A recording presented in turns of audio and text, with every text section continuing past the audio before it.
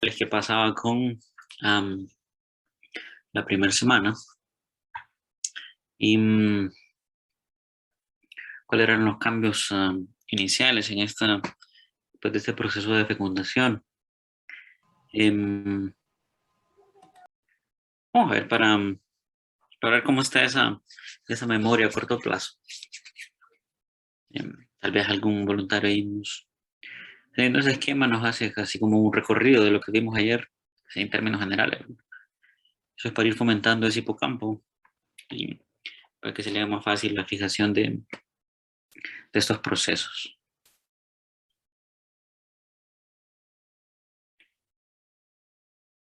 Desde la semana 1. Sí, teniendo yo le doy esta imagen a usted, por ejemplo, ¿qué usted le explicaría, por ejemplo, a sus compañeros en ese proceso ahí? Bueno, lo que yo logré entender de la clase ayer era que primero va a suceder lo de la introducción del espermatozoide al óvulo, y es cuando estamos en el ovocito, está fecundado ya por el espermatozoide. Ya se forma la mórula entre el tercer y cuarto día y esta se empieza a llenar de líquido y se transforma en el blastocito. Después, también en el cuarto día, aparece también la zona pelúcida. Ya al sexto día, el trofoblasto toca el epitelio endometrial. Al séptimo, el trofoblasto se divide en citotrofoblasto y sincitio trofoblasto. Y también aparece en la cara el embrioblasto que da la cavidad del blastocito, el lipoblasto. Ya en el noveno día, ya entró en el embrión y se forma la cavidad amniótica, se mantiene el epiblasto y el lipoblasto. Aparece el saco viterino primitivo o cavidad exocelómica. Se mantienen también el sincitioblasto y el citotrofoblasto. Ya para el 11º y 12º día se alcanza una mayor irrigación y la membrana exocelómica se limita. Al 13º día se aumentan las cavidades, se crea la cavidad extraembrionaria o cavidad cariótica. Y ya comienza lo que es el proceso de gastrulación. Eso. Excelente. Gracias, Daniel. Pues, en efecto, ¿sí? Sí. Y que dijo usted que el proceso de gastrulación era donde el disco embrionario bilaminar se iba a convertir en el trilaminar, ¿verdad? Exacto. Ese es el evento más importante, por lo menos a nivel de la tercera semana. Y si preguntáramos, ¿cuál es el evento que hace que de este bilaminar, perdón, pase a un embrión trilaminar? ¿Qué es lo que en esa secuencia de eventos estimula a ese embrión? La línea primitiva. Exacto, ese punto ahí de la línea primitiva. Entonces, hasta el momento, pues esa parte es fundamental. Recordemos que, ¿de dónde es que se derivan todas las partes del sistema nervioso central? Del ectodermo. El ectodermo. Excelente. Entonces, ya teniendo esos tres componentes, esas tres líneas germinativas, tenemos la formación de la línea primitiva, y esa línea primitiva lo que va a hacer es permitir esa migración, esa invaginación de células del previo, como mencionaron, del epiblasto, va a comenzar a introducirse entre esas dos capas, y una vez que ya están conformadas, pues ahí vamos a tener tanto el ectodermo, mesodermo y endodermo. Tenemos algunas de estas imágenes de microscopía electrónica, nos quedamos en esta línea. Pero ahora viene el proceso de lo que sería la formación del tubo neural. Pero previo a eso, estas ya son imágenes que discutimos ayer sobre las diferentes estructuras morfológicas que se derivan de cada una de esas capas. Nosotros seguiremos con por lo menos esta región del sistema nervioso. Otras imágenes sobre eso, recordemos que esta línea primitiva debe pues obliterarse, debe desaparecer, y en algunos casos quedará, si ello persiste, si no se oblitera, si no se atrofia, Si no desaparece, ahí va a permanecer como una tumoración. Al final de la clase o en el diapositiva van a encontrar un ejemplo de un tumor sacrococcígeo, que tenemos al final en las malformaciones que se pueden ocasionar por defectos de algún proceso en esto de la ontogénesis. Bien, excelente que quede claro esa parte. Y vamos una vez que ya este proceso se ha dado de la gastrulación, aparece un punto aquí que ya estaba previamente definido. Vamos, tengo un poquito de problemas. Que se le denomina como nodo primitivo. Esto aquí es como un nudito, por decirlo así, esto aquí. Y a partir de él se van a seguir dando los cambios para el desarrollo del sistema nervioso. Vean que todos los cambios ahora se van a ir en esta dirección, en una orientación craneal, y ya no se dan tanto a nivel caudal. Ya el objetivo de esa línea era la formación de la segunda capa germinal. Pero ese nodo, que es un punto inicialmente, después se va a convertir en un agujero. Y así cariñosamente se denomina como fobia o fosita primitiva. Es el término cuando comienza a hacerse como un hueco, como un canal en esa porción, siguiendo esta dirección. Vemos algunas más en ese sentido. Por lo menos en esta figura, lo que usted tiene es un corte sagital, que hemos hecho es un corte en este nivel y observar internamente esa estructura de su embrión. Identificamos previamente lo que era el nodo primitivo en este punto, pero ve que hay una cavidad y comienza a introducirse siempre en dirección hacia el frente, hacia adelante, en una dirección craneal. Este proceso se va a dar entre las dos capas, entre lo que es el ectodermo y el endodermo.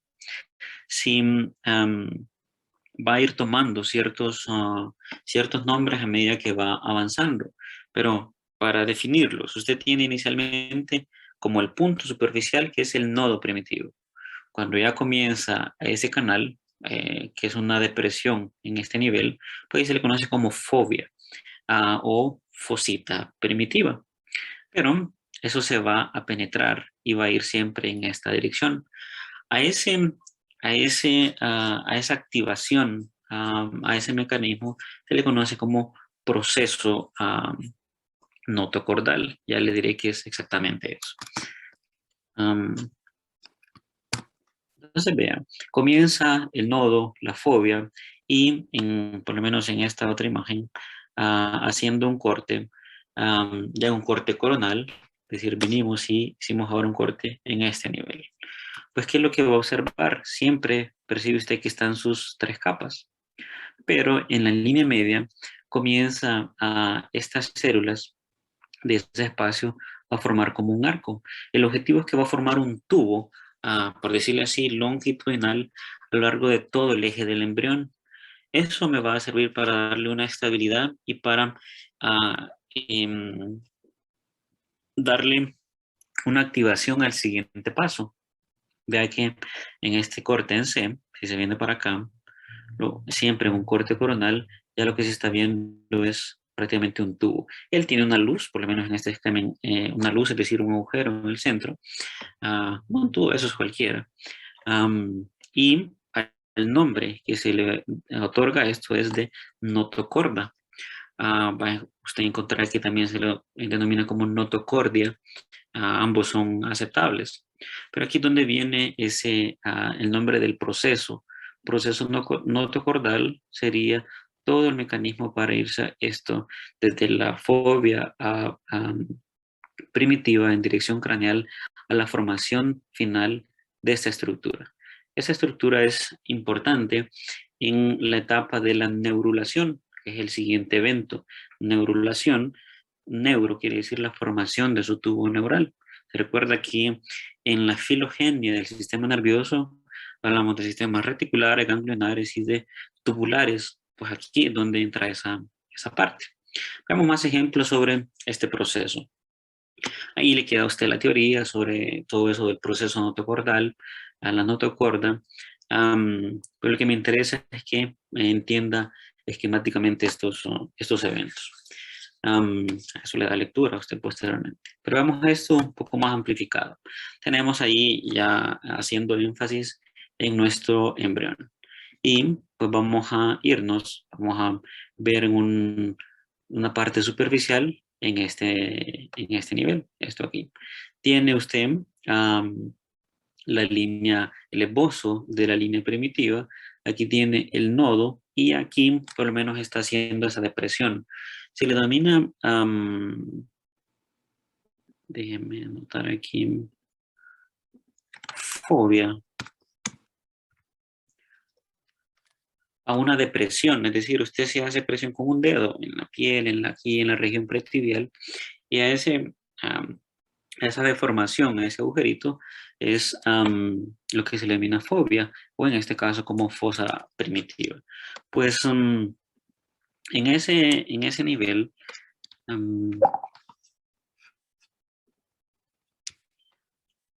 tengo una incompatibilidad con esto aquí, permítanme. Pues teniendo ese corte, vamos inicialmente en ese nivel sagital, y ahí viene la fobia primitiva. Comienza a irse penetrando en dirección anterior y vea cómo va avanzando, va formando esa cavidad, ese tubo. A eso es lo que denominamos como proceso notocordal.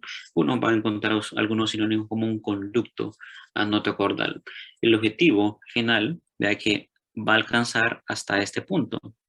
Va a llegar en la parte más anterior una región que se le conoce como placa precordal, que es la que tiene que ver con la formación de las estructuras orofaringias, y hasta ahí es donde va a tener su limitación, es decir, hasta ahí llega esa formación del proceso notocordal.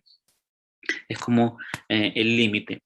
Pero vea, si hacemos por lo menos un corte aquí y se viene aquí para el lado derecho, siempre un corte coronal, se va formando ese tubo.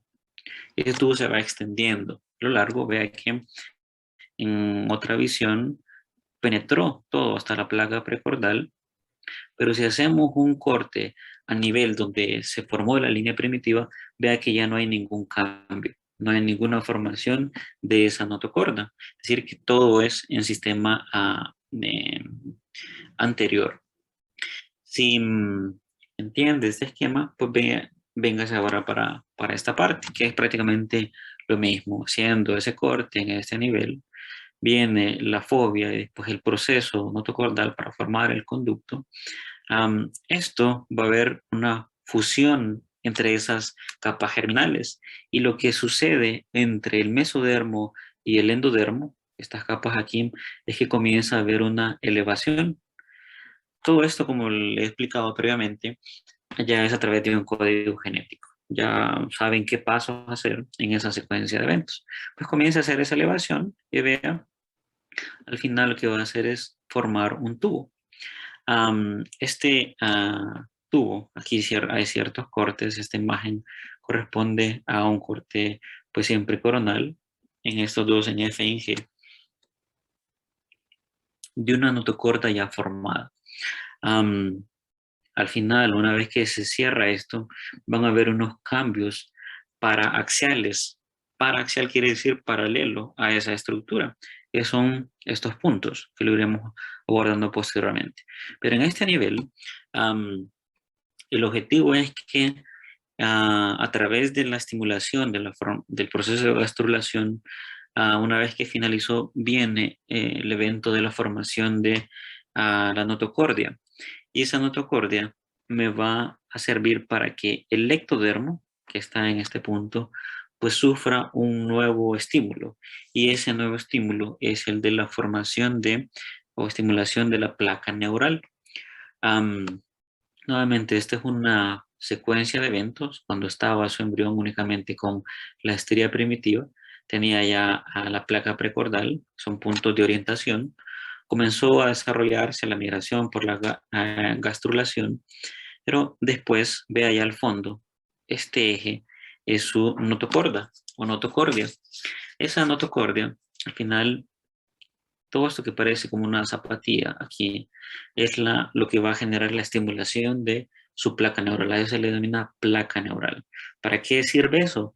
Bueno, para ahora sí, hablando en materia, formar su tubo neural que le va a dar su médula espinal, le va a dar ya en la etapa del neurodesarrollo todas las estructuras encefálicas. Entonces ve que viene una secuencia de eventos que de ahí se van a generar.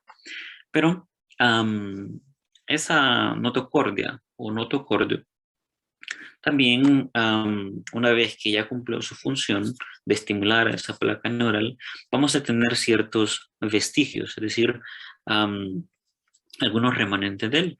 Y para que se ubique, esto es una vértebra de su columna, la columna vertebral. Usted tiene ahí su médula espinal, esa estructura, esa que le controla, por lo menos, que reciba todos los estímulos del sistema nervioso periférico. Y ve que esa, como vemos en la clase introductoria, de esa médula se emiten algunas fibras nerviosas, que son los denominados nervios raquídeos. Pues cuando, si usted ha escuchado, es bien común que diga, ese paciente tiene una hernia en la columna. Hernia quiere decir una protrusión de algo que salió del lugar donde es. Entonces esta notocordia, aparte de servirme para formar estructuras de la columna vertebral, de los músculos que van a sujetarme a la columna vertebral, el vestigio que queda a nivel adulto es algo que está alrededor de este anillo fibroso, que se le conoce como núcleo pulposo. Es una sustancia gelatinosa, esto que usted ve aquí, así como bien, como amortiguante. Usted se imagina aquí sobre esto otra vértebra. Cuando hay sobrepeso, hay algún trauma, etcétera, este anillo fibroso se puede vencer y se puede lesionar y se puede romper. Entonces esta sustancia gelatinosa, el núcleo pulposo, protruye, sale de su lugar y ese aumento de volumen está haciendo compresión en este nervio raquídeo. Por eso el paciente va a decir, ay, mire doctor, que tengo dolor aquí en esta región y cada vez que me movilizo es donde siento más dolor. A eso es lo que se le conoce como una hernia del núcleo pulposo. Pues toda esta explicación que le estoy dando es únicamente para decirle que a nivel de vestigios del notocordio, uno de ellos es el núcleo pulposo y que obviamente nos sirve para amortiguar una vértebra con la otra y que estén bien articuladas. Ya cuando hay algunos defectos, pues ahí viene una lesión. Súper importante el notocordio en ese proceso de neurodesarrollo. Pero obviamente el resto de estructuras embriológicas siguen su curso y esto ya le tocará a usted estudiarlo en la parte de embrio, el desarrollo de las vellosidades secundarias, que es todo eso que va a tener nutrido al embrión para que se esté dando un desarrollo adecuado. Vea cómo se han penetrado esos vasos en lo que es el sincitio trofoblasto y va a mantener irrigado para posteriormente formar la placenta, el corion y todos sus anexos. Ese es otro asunto, ¿verdad? Para que le guste embrio, pues ahí se van a divertir. Muy bien, entonces volviendo a esa notocorda o notocordio.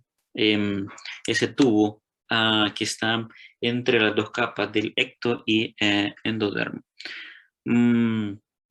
Ya mencionamos que uno de los vestigios pues, es la formación de discos intervertebrales, esa estructura, pero aparte de eso, esa notocorda me va a servir para formar los huesos de la columna y algunos huesos del cráneo. Esas son algunas estructuras que se van a derivar de la notocorda a medida que vaya evolucionando esta estructura. Nuevamente, tener claro esa formación de ese proceso notocordal la formación de esa elevación y al final la estimulación de esa placa neural para dar al siguiente paso, que lo que mencionamos es el proceso de la neurulación. Vea que lo mismo que hizo el sistema cuando se fusionó el meso y endodermo, estos dos puntos, solo que hizo una elevación, ahora lo va a hacer de forma contraria, pero en el ectodermo. ¿Para qué? Para formar un tubo. Y ese tubo, darle su médula espinal inicialmente. Entonces, cada uno de esos va teniendo, aquí le quedan más o menos eh, los días de secuenciación en ese nivel. Pero la primera situación que va formando es el denominado surco. Surco es como una depresión longitudinal a nivel de todo el ectodermo para que después vaya teniendo esa convergencia de las células del ectodermo y forme ese tubo neural. Obviamente eso se va a extender a lo largo, de aquí únicamente se va a tener que fusionar o cerrar este anillo para ya tener el tubo. Cuando no se da adecuado ese cierre, donde vienen las malformaciones, que hablaremos algunos ejemplos al final. Pero también hay otro término que es importante destacarlo y es sobre la cresta neural, que son los puntos donde inicialmente se van uniendo porque se va a separar una vez que se cierre ese anillo. Para entender mejor esto, está esta figura. Una vez que ya tiene el tubo neural, ese sitio de fusión también va a sufrir una separación y esto se le va a denominar como cresta neural. Este tubo, obviamente, por su palabra ya es implícita, tiene un espacio que es donde irá circulando posteriormente el líquido cefalorraquídeo.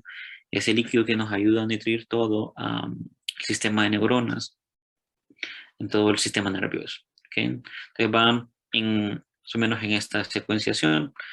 Obviamente esto tiene una etapa, va teniendo una secuenciación de eventos químicos que me hacen primero la formación del surco, después va a hacer una estimulación de las células de la cresta para que vengan y hagan un arco en esa dirección y que no lo hagan por lo menos a nivel inferior.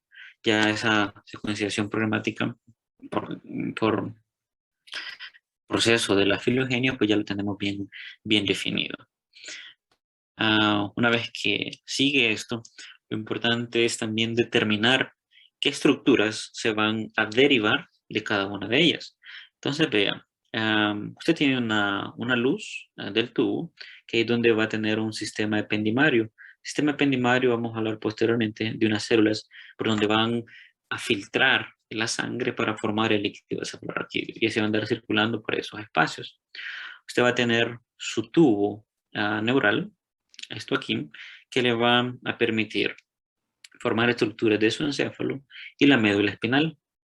Pero vea que también de las estructuras de la cresta, esta estructura aquí, lo que se separó de ese cierre, de ese tubo neural, se van a derivar en las siguientes estructuras, sobre todo del sistema nervioso periférico. Todos esos nervios, todos esos ganglios raquídeos, la parte del sistema nervioso autónomo.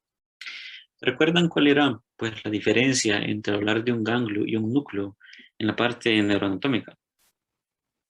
¿Cómo, cuando usted utiliza esos términos, cuál es la diferencia de un ganglio y un núcleo? Que el ganglio se encuentra fuera del sistema nervioso. Exacto. Entonces, en este caso, por eso utilizamos. Usted va a encontrar en muchos textos, incluso en SNEL, que mencione a ganglios de la base. Y eso es muy frecuente en artículos científicos, etc. Pero el consenso es ese mismo. Cuando hay una concentración de cuerpos neuronales fuera del sistema nervioso central, pues le denominamos ganglios. Y la mayoría de estos ganglios pues, se van a derivar de esta cresta neural.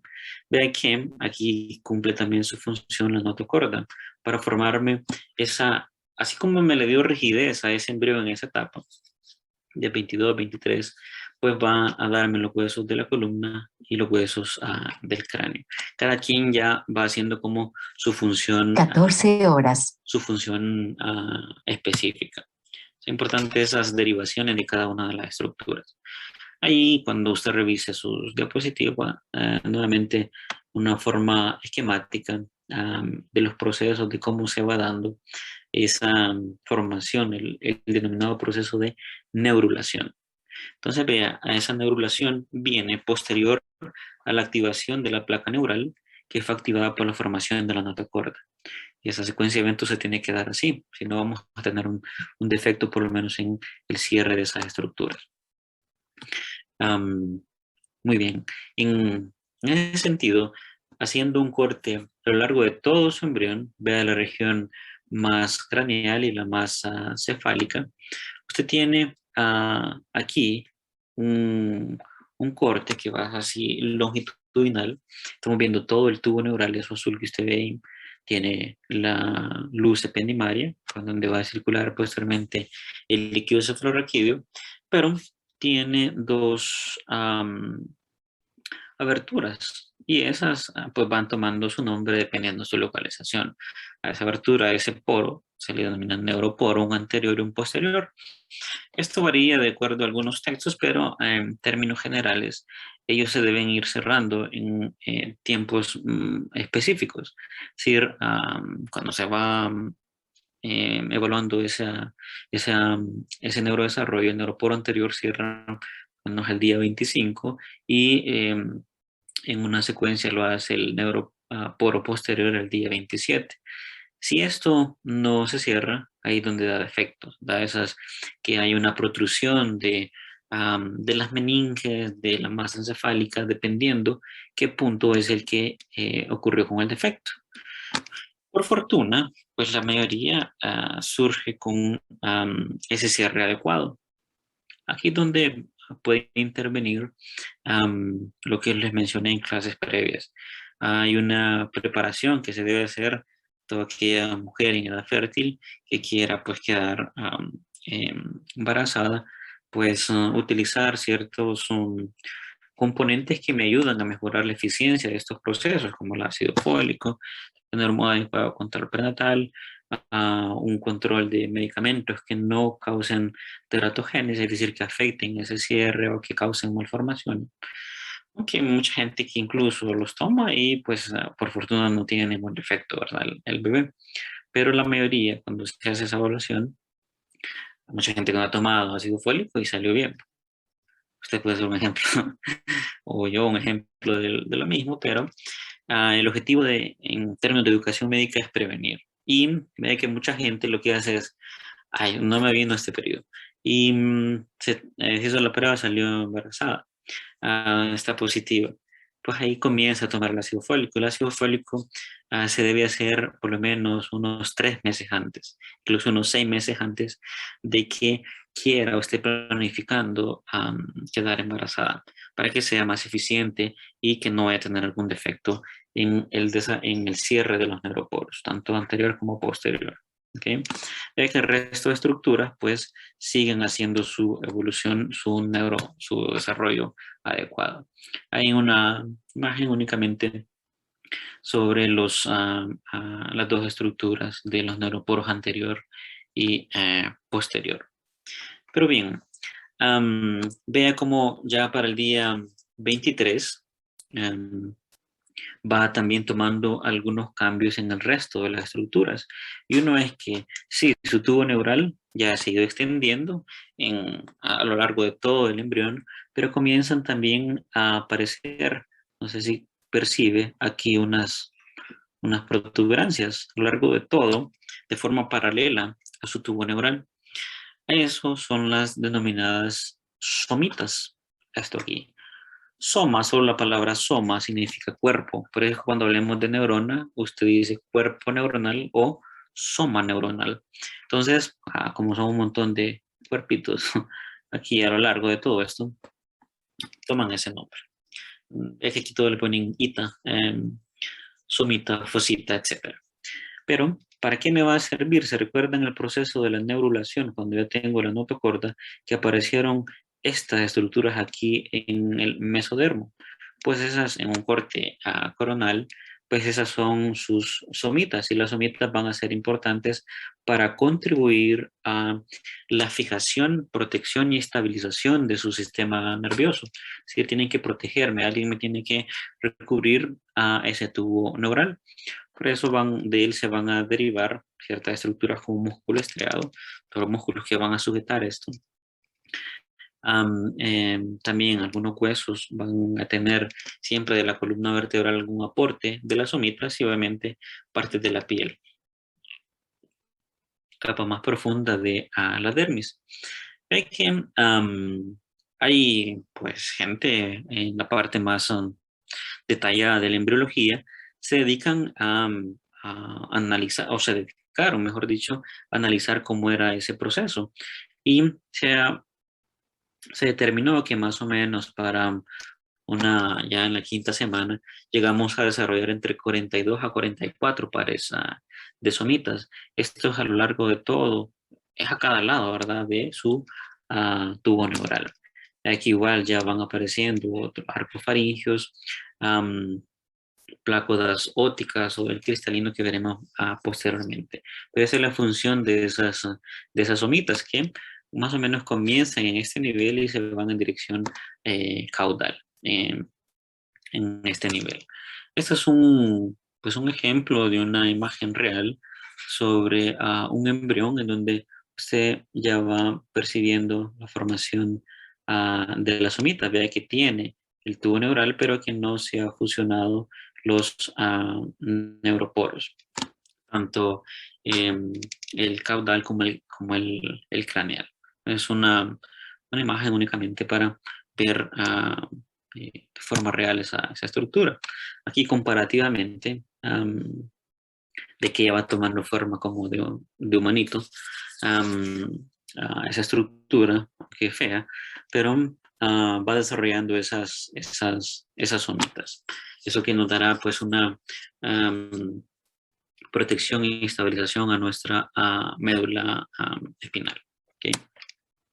Y una información pues redundante sobre lo que les he ido mencionando, pero van siempre en esa orientación de cuáles son los derivados de cada una de estas unidades que proceden de su mesodermo.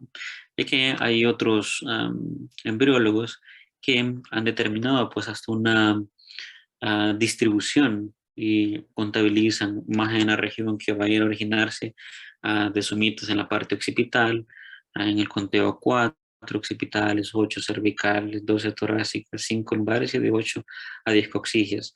Estos en el proceso pues tienen que hacer su función y después, así como he mencionado, de la línea primitiva de la notocorda, se van a ir degenerando y ya convertirse obviamente en esas partes de hueso y de dermis y de músculo para sujetar a la columna vertebral. Algunas van a ir desapareciendo. Todo esto tiene una forma pues de estudio. Ve que todo va a hacer su función y después va cambiando a la siguiente. Una imagen por microscopía electrónica, donde parece más una tortuga, pero lo que tiene aquí es su tubo neural. Vea la cantidad de células, estas que todavía se consideran células madre pluripotenciales, lo que de ahí es donde se van a derivar todas las partes del sistema nervioso. Va teniendo aquí a los lados esas estructuras mesodérmicas, que serían las somitas, para hacer esa diferenciación, y ve ahí en la parte inferior esa estructura notocordal que pues ha dado fijación y va a ir avanzando en el neurodesarrollo para ir haciendo los cambios correspondientes. Entonces, este momento ya tiene bien identificado esas estructuras. Otra imagen real, vea el tamaño. Esta imagen es únicamente para darle, ya va tomando por lo menos de 2,5 hasta 3 milímetros. Todavía es sumamente pequeño, pero ya comienzan a irse o siendo visibles otras estructuras, como las partes ópticas o auditivas, a través de las cuales se va a ir formando el mismo oído, y algunos sistemas ya de la parte visual, más en estas estructuras que se van a ir evidenciando. Tal vez en una imagen real no son tan visibles, pero vean aquí esquemáticamente la parte auditiva y la del cristalino en estos niveles. Al mismo tiempo de esa formación de las somitas, aquí van apareciendo los arcos faringeos. Estos van a tener una relevancia posterior cuando hablemos de algunos pares craneales que tienen asociación, es decir, nervios del sistema nervioso periférico que van a tener una función específica aquí para el cráneo. Muy bien. Pero ve de lado, por lo menos una visión lateral de su embrión allá hacia la 4ª semana. Nosotros nos estamos enfocando siempre en esta parte azul. Vea que se formó ese tubo neural y posteriormente van presentándose algunas dilataciones más en la región craneal, que es lo que le fui mencionando al inicio de la clase. Lo que siempre se recuerda de la parte de desarrollo del sistema nervioso, pues son más estas vesículas. Yo le estoy dando algunos detalles adicionales, pero en términos de preguntas, de evaluaciones, exámenes para residencia, etcétera, le hablan de esto, de las vesículas primarias, que si se recuerda teníamos el prosencéfalo, el mesencéfalo y el rombencéfalo. Una vez que estas van sufriendo algunos cambios, pues comienzan a cambiar de vesículas primarias a vesículas secundarias. Y eso es que a nivel del prosencéfalo, si usted sigue esta línea, va a tener dos estructuras principales, unas que son las del telencéfalo y su diencéfalo. Recuerda la imagen inicial, donde tenía todos sus hemisferios cerebrales. Pues de ahí viene a partir de esa vesícula secundaria, con las fibras también que me conectan a cada una de ellas. Y la parte del diencéfalo me va a dar el tálamo, las estructuras peritalámicas, el hipotálamo y algunas relacionadas con la pituitaria o hipófisis. Esto que usted ve aquí como 1, como 2, como 3, eso se refiere a las cavidades en donde va a circular el líquido cefalorraquídeo. Esa sustancia que le menciono que nutre su tejido nervioso. Y hay unos que son ventrículos laterales, que son 1 y 2. Tendremos obviamente una clase solo para circulación de esto. Tenemos el tercer ventrículo, pero hay ciertos puntos en donde estos se unen con otros. Ellos se le conocen como conductos o acueductos. Tienen un nombre particular. Este acueducto que me comunica el tercero con el cuarto, y aquí estamos hablando de médula oblongada o tallo encefálico. Así va a ir usted desglosando desde esas vesículas primarias y las secundarias al final qué es lo que le va a ir generando en ese nivel. En un cuadro pues esquemático, una división un poco mayor y más detallada de esas vesículas, de esas 3 vesículas primarias a pasar a esas vesículas secundarias y que se va a derivar del prosencéfalo, del mesencéfalo y del rombencéfalo. Ve que las que van cambiando, por lo menos, lo que no se le va a olvidar es que el mesencéfalo sigue siendo mesencéfalo hasta el final. Usted en su tallo encefálico, la estructura superior de su tallo, se conoce como mesencéfalo. Ya las del prosencéfalo, esas sí cambian a un telencéfalo y un diencéfalo. Vea que tanto que le repito esto, puede ser que esté entrando por un lado y saliendo por otro, pero va a activar de cierta forma más circuitos en ese sentido, siendo los hemisferios cerebrales y los ventrículos. ¿Qué ventrículo? Quiere decir un espacio, una cavidad, en donde se va a circular el LCR, líquido cefalorraquídeo. Pero en la parte más inferior de esas vesículas, ahí tiene la estructura del rombencéfalo. Es como parecido a un rombo. De ahí se derivan otras 2 vesículas, ya como vesículas secundarias. Una se lo denomina metencéfalo y otra mielencéfalo. Esta se lo va a tener que aprender ahí, no hay de otra forma. Ese metencéfalo me da 2 estructuras ya a nivel adulto, y uno es el puente, o protuberancia, eso estamos hablando del tallo encefálico, y la otra es el cerebelo, la estructura que le dije que nos sirve para hacer movimientos coordinados, simétricos, etcétera, que está como el cerebrito pequeño que tenemos allá en el encéfalo, y nos va a hablar sobre, nos va a derivar otra cavidad, que es el cuarto ventrículo. Y el denominado mielencéfalo, ahí solo viene una estructura a nivel adulto, que es el bulbo raquídeo o médula oblongada, la que comparte el cuarto ventrículo. Así porque esto está en portugués, por eso es que está así las palabras. Pero se entiende, claro, lo utilizo únicamente por la forma esquemática en ese sentido. Vea, esto es relevante en cuanto a la formación de esta estructura. Esto que estamos detallando es en este nivel. Yo se lo estoy simplificando, pero ya veremos más adelante cómo es que esta parte tiene una infinidad de cambios. Ya va a ver las estructuras neuroanatómicas que vamos a ver, pues, se están dando de este nivel. ¿Ok? Ve ahí en la quinta semana, después de este proceso de neurulación, una vez que ya se están dando estas vesículas primaria y secundaria, cuarta y quinta semana, pues comienzan a seguir los cambios a nivel siempre más desarrollado, aquí donde viene el otro nivel de la filogenia, que sería la telencefalización, es decir, tener un centro maestro que me vaya a coordinar el resto de estructuras del sistema nervioso. De ahí que hay como una formación de curvas o de flexuras o de pliegues para albergar lo que serían las estructuras del mismo tallo encefálico. Veremos cada una de ellas. Aquí sí ya entran pues muchos más detalles, ya que nos vamos a prácticamente ahorita enfocar en esto, ya en las vesículas que quedaron formadas. Y después hablaremos de médula espinal. ¿Qué pasa en ese nivel? Pues uno es que se van dilatando esas vesículas y van haciendo esas flexiones. Ha visto que en el sistema vamos tomando ciertos pasos que son como muy primitivos, pero que nos han ido ayudando.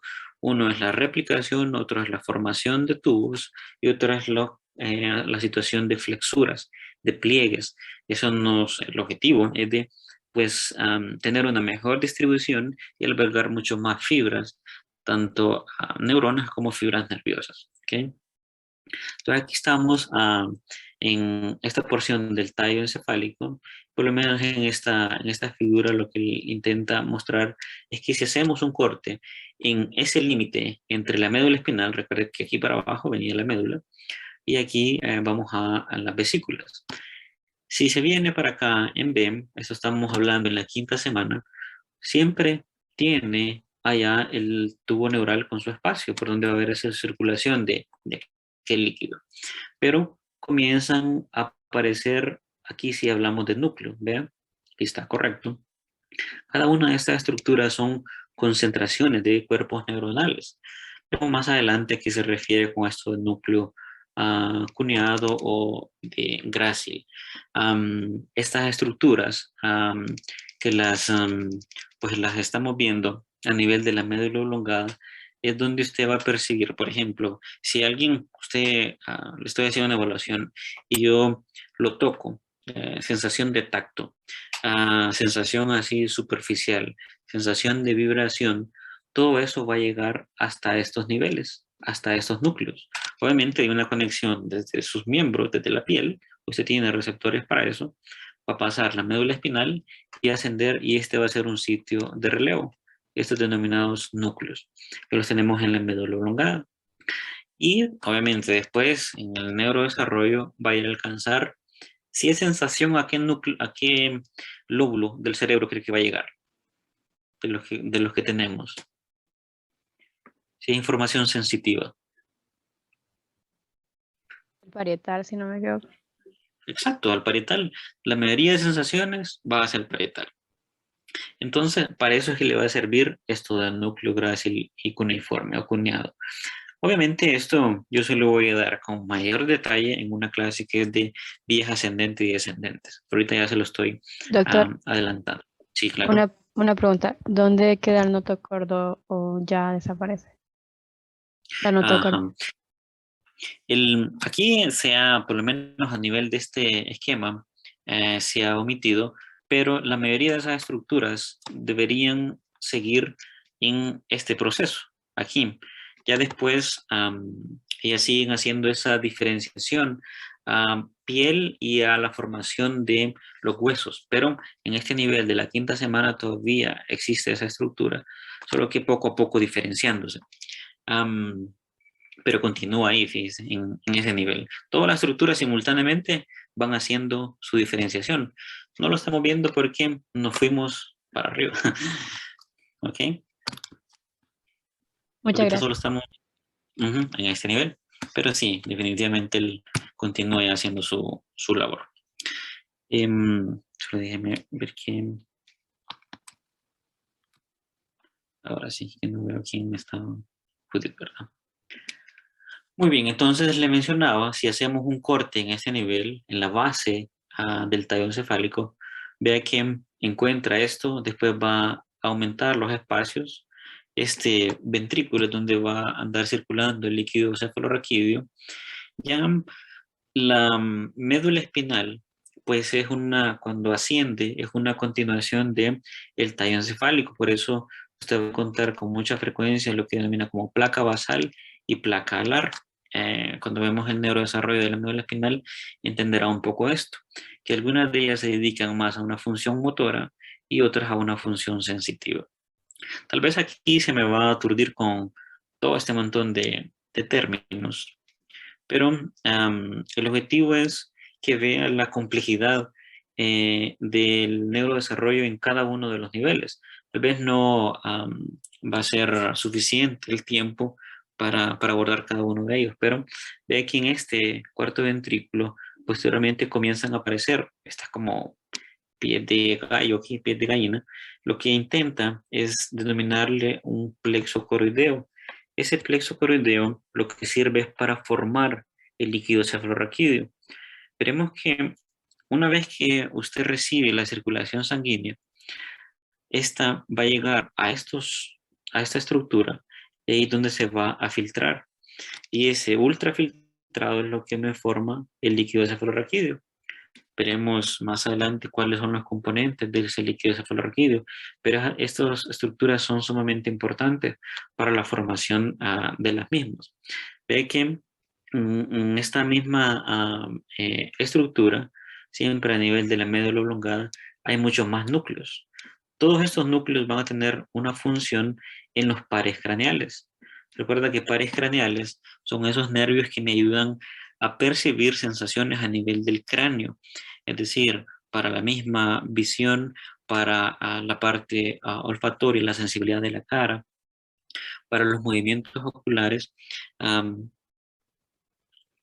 para la parte auditiva. Cada uno de ellos va a tener una estructura definida aquí a nivel del tallo encefálico.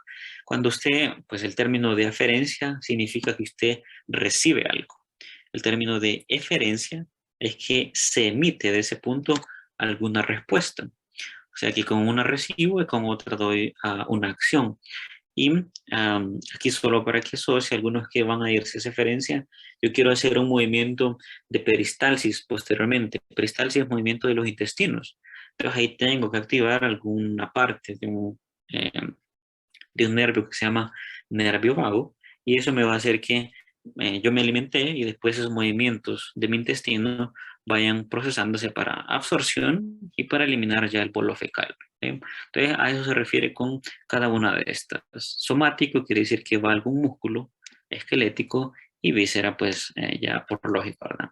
Algún órgano, estómago, intestinos, corazón, pulmones, etc. Pero vean, solo en este nivel, ¿cuánto cambio se está haciendo? Siempre aquí en la quinta semana, nos venimos de aquí para este nivel. Siempre estamos ahí a nivel de tallo encefálico. Aquí estamos más en la región de la vesícula secundaria, esta del metencéfalo, que me va a dar dos estructuras finales. Uno que es el cerebelo y el puente. Nuevamente continúan, aquí es muy similar, continúan con esos espacios por donde va a andar circulando el líquido cefalorraquídeo. No en todos los niveles se encuentra eso. Siempre hay un conducto que me une una cavidad con otra, pero un poco más fina. Pero vea más o menos en esto aquí que estaría a las 6 semanas, se va dando esos procesos de aumentar la cavidad por donde va a ir el líquido cefalorraquídeo, pero vea que comienzan a darse algunos cambios aquí y ya para la semana 17 comienza a formarse su cerebelo, ese cerebro pequeño que ya le dije que le sirve para que usted escriba bonito y que no se pase de un renglón a otro, que le sirve para el equilibrio, para movimientos oculares, ya comienza su formación.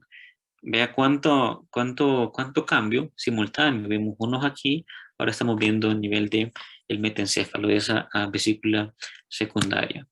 ¿Qué más podría?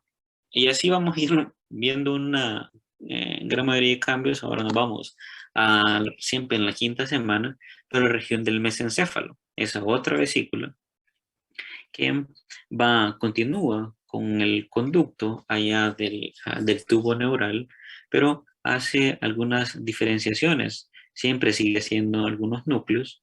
En esta parte está la región más dorsal, está la región anterior. Y aquí, no sé si usted ha escuchado un término que dice sustancia negra. ¿Qué es la sustancia negra? Esta es súper importante cuando usted tiene que liberar dopamina. Hay muchos pacientes, ha escuchado usted la enfermedad de Parkinson, que le da como un temblor, y un temblor involuntario que no lo pueden, que cada vez que hacen una actividad, pues se les aumenta. Cuando hay una lesión de esta sustancia negra, por deficiencia de esas neuronas o por deficiencia de dopamina, pues ahí aparecen esos disturbios de movimiento. Y eso se da en este nivel. La formación que me va a controlar esos movimientos está en este nivel. Ahí se van a formar esas neuronas. Doctor, Sí. entonces todas estas enfermedades como la de Parkinson que mencionaba usted van a nacer prácticamente en este momento si se da una lesión de esta sustancia. Interesante la pregunta, Daniel. No, no definitivamente. Hay muchos de estos procesos que son adquiridos, pero nosotros, a medida de la evolución, usted tiene, por ejemplo, su cerebelo que le he mencionado para que le sirva. La sustancia negra sirve también para una actividad motora. Es decir, yo agarro una rata y una rata adulta y le coloco un electrodo a nivel de la sustancia negra. Lo que, si yo le doy mayor estimulación, lo que va a hacer es más actividad motora. Puede ser que si hago muchos estímulos, caucione un disturbio, pero en general, si ya apareciera lesionado, si hay una agenesia quiere decir que no se formó, ahí probable el bebé si va a nacer con disturbios ha visto muchos pacientes que pasan como contracturados, a eso se le denomina como espasticidad.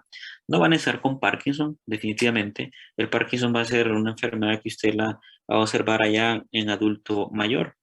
A medida que va ese proceso evolutivo aquí en la ontogenia, usted va a perder neuronas al final de su vida. Usted de las que tiene, las 100.000 millones de neuronas, puede ser que pierda un 20%. Y eso es fisiológico.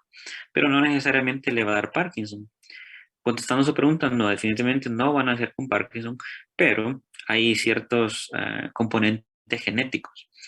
Por ejemplo, ahora se habla yo le puedo hacer una prueba a usted, Daniel, y ver si usted tiene algún gen que sea asociado con Parkinson o sea asociado con Alzheimer.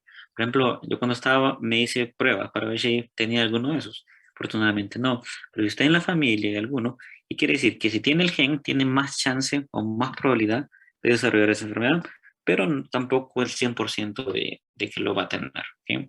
Pero definitivamente no nace con esa enfermedad, la va a adquirir. Obviamente si se lesiona, puede ser que le va a dar disturbios al niño para moverse, para hacer una acción ya no lo va a poder realizar adecuadamente. Ok, gracias. Muy bien. Entonces, vean, tiene esa parte de la sustancia. Ya aquí en esto estamos hablando de las 11 semanas en este esquema, y siempre ya las vesículas telencefálicas, vea que van más voluminosas. Aquí estaría la parte de su tallo encefálico, y aquí hacen por lo menos 2 cortes. Ahí usted ve unas como prominencias que se observan aquí. Esas como montañitas se les denomina colículos. Colículo viene de, sí, de montaña, de esa formación. Si hacemos ese corte, le venimos a estos niveles, es lo que se va a observar aquí en estas regiones. Cada una de ellas va a servirme para establecer vías de conexión en la transmisión de la audición y de la visión. Es decir, que si hay alguna malformación, cuando ve usted un niño malformado, prácticamente no es una lesión así aislada que tiene, sino que son innumerables. Veremos algunos ejemplos. Ya esa lesión, el folículo inferior, esa estructura aquí, pues va a tener problemas auditivos. Si tiene lesiones en estos folículos superiores, son más problemas visuales. Esto usted lo va a ir asociando una vez que yo le dé la clase de tallo encefálico, pero ve que ya hay estructuras específicas para esta región. ¿Okay? Así se van dando esas estructuras finales. Vean nuevamente una secuencia de eventos en cuanto desde la 5ª semana, cómo va haciendo más flexiones, pero también va haciendo cambios internos.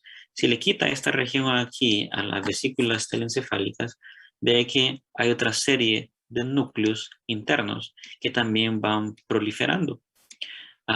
Esa proliferación le va a permitir formar estructuras diencefálicas, ¿sí? La estructura de su tálamo, de su hipotálamo, entre otras. Siempre aquí en este ejemplo, lo que le da es qué pasa internamente.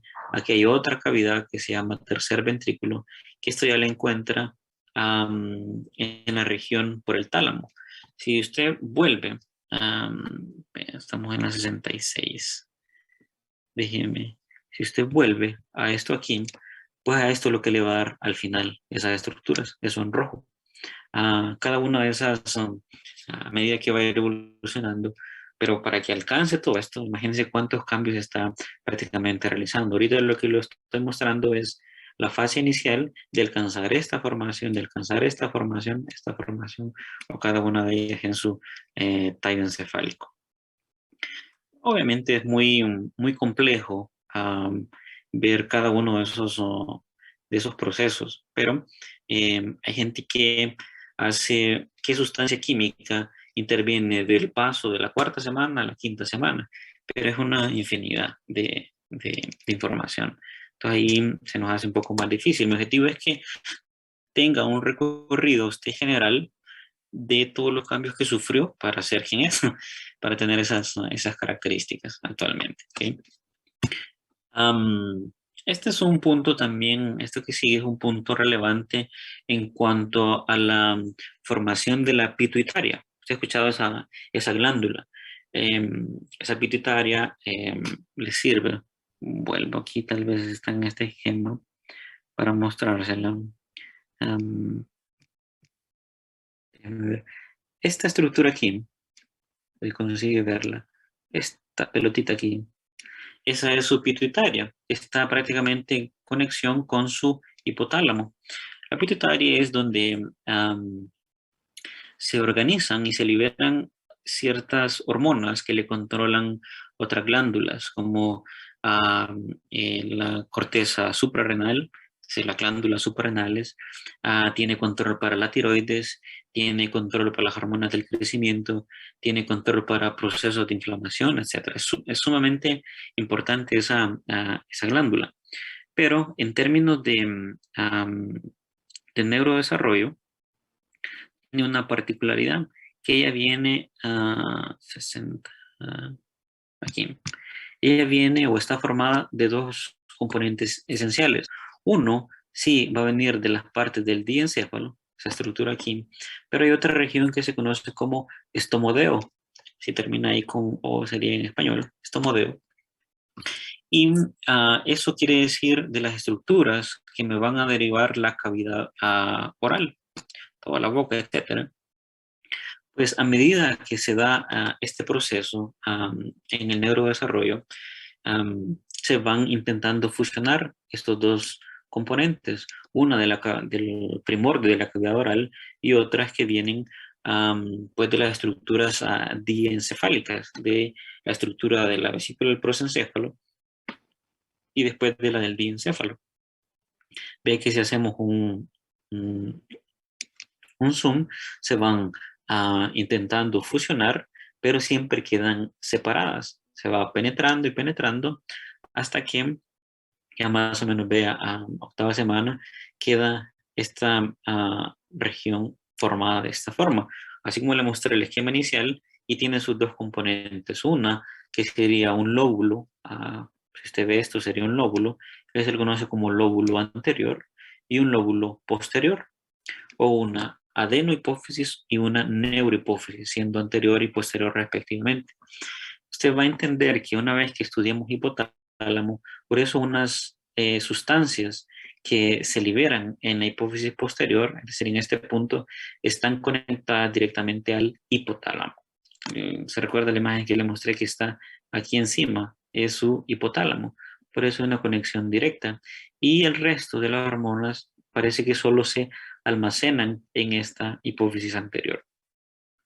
Aquí el concepto es que la hipófisis o pituitaria viene de dos componentes, uno del estómago primordio de la cavidad oral y de la parte de las vesículas telencefálicas del diencéfalo para formar así esa estructura.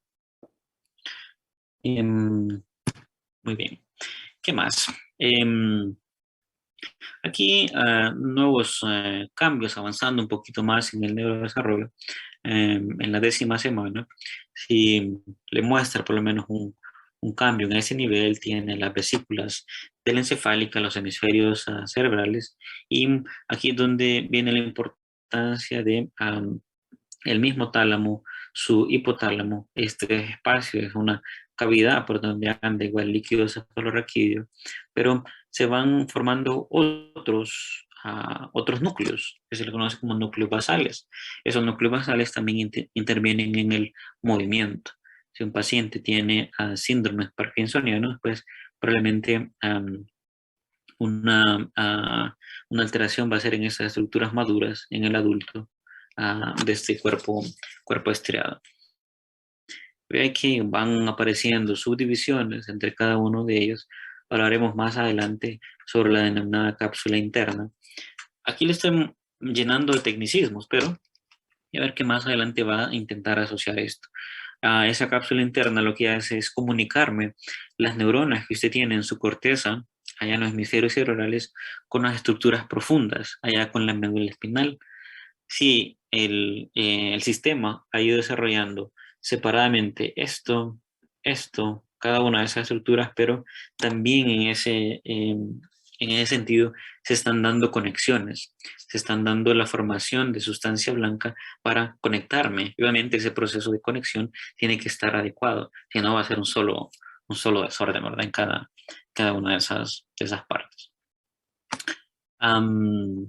¿Qué más? Ve ahí una forma secuencial de lo que sería las estructuras de los hemisferios cerebrales pues a las 13 semanas, como sería las 21 semanas y a las 32.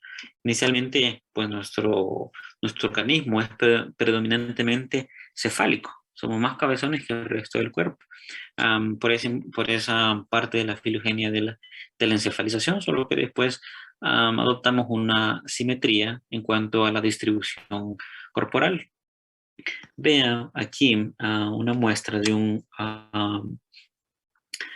cerebro, o por lo menos el esbozo de la masa encefálica a las 14 semanas. ¿Qué percibe usted? Que esto está prácticamente liso. Si yo le muestro un cerebro de rata, es prácticamente en ese nivel. No tiene las fisuras o surcos que posteriormente sí van a irse formando. Vea que aquí ya comienza, por lo menos en el corte sagital, ahí sí van dándose esas penetraciones. De las 26 semanas va adoptando alguna diferenciación entre algunos lóbulos, ya van dando ese plegamiento Realmente el sistema de conexión también se va dando simultáneamente. A las 38 semanas usted ya pues está listo para salir, ya tiene esa formación. Am, lo que va a ir desarrollando su estructura encefálica ya está prácticamente establecida. Lo que usted no tiene mucho es el sistema de mielinización. Se recuerda que la mielina era aquella sustancia que prácticamente era una envoltura de los nervios. Si esa envoltura no está presente, pues la transmisión eléctrica es un poco más lenta. Por eso es que vamos a dar una clase solo de eso. Esas mielinizaciones se dan a lo largo de toda la vida. Se piensa que evaluando encéfalos, la parte o el cerebro femenino, pues tiene un proceso de mielinización un poco más rápido.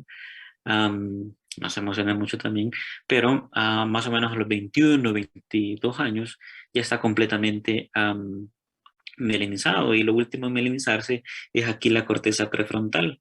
Aquí se agarra la frente, ahí es donde el sistema de neurodesarrollo viene en general de posterior hacia anterior.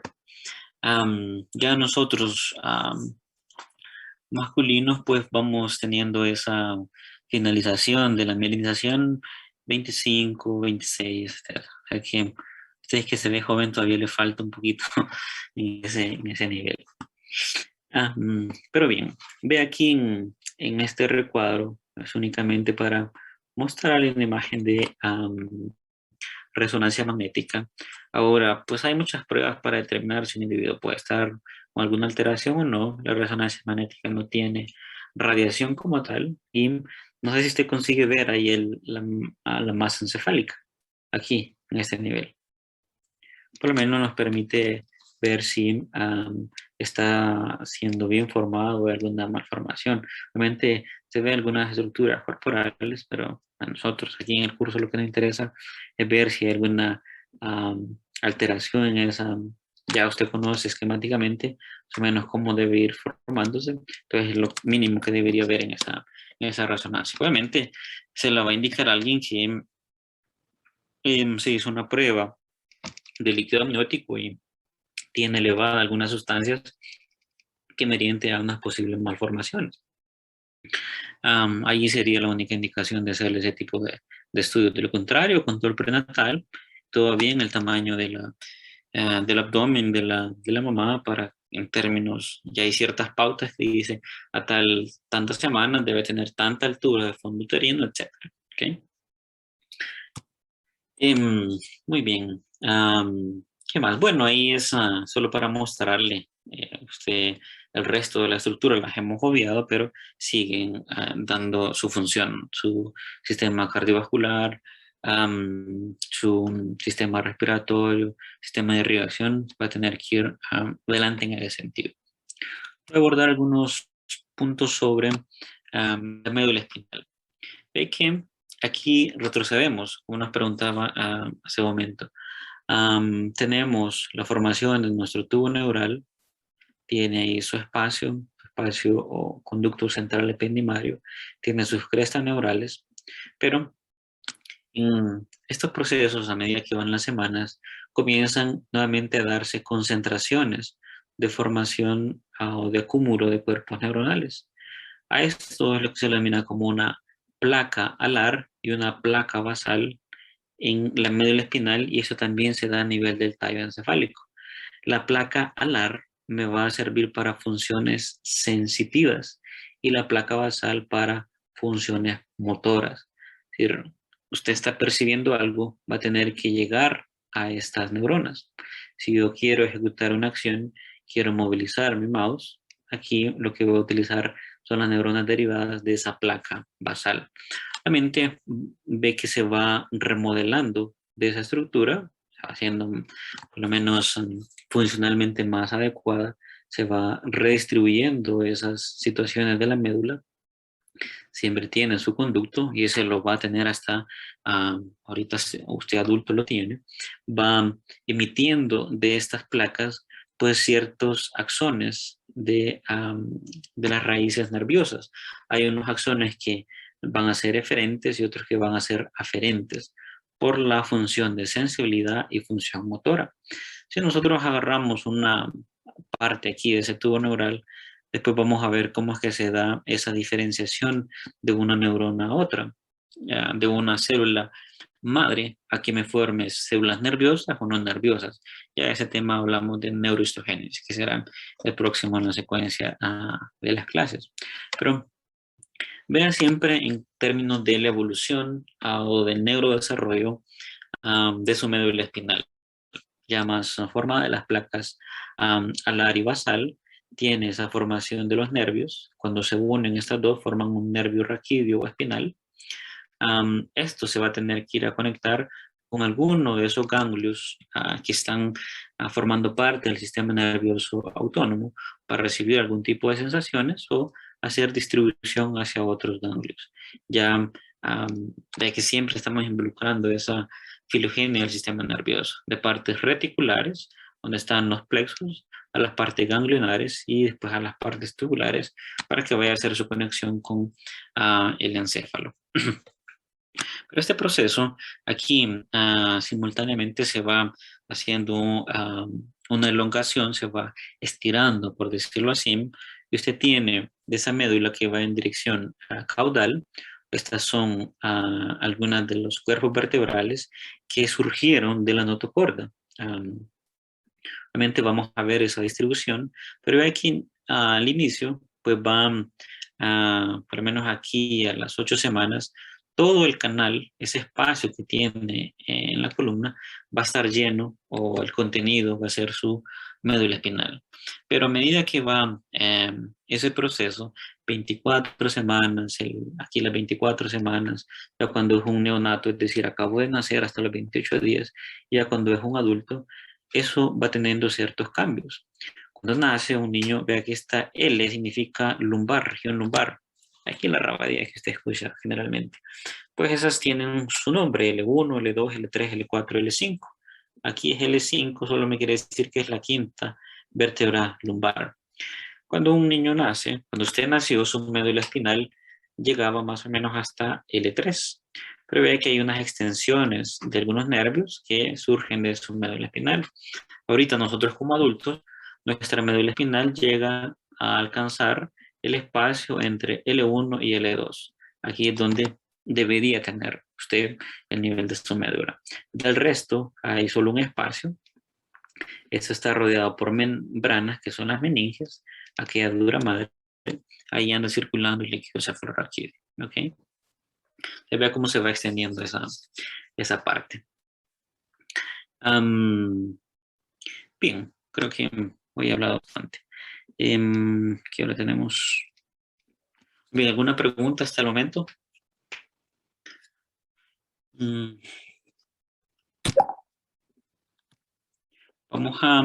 Nos falta un poquito en cuanto a esta parte sobre la evolución de más huesos. Esa es una parte bien general y terminaríamos con las malformaciones del sistema nervioso cuando hay un problema en el cierre de ese tubo neural. Veremos algunos defectos específicos en algunos pacientes. ¿Okay? Vamos a ir, no sé si vamos en la próxima, si no da para terminar, pero me gustaría que en la parte,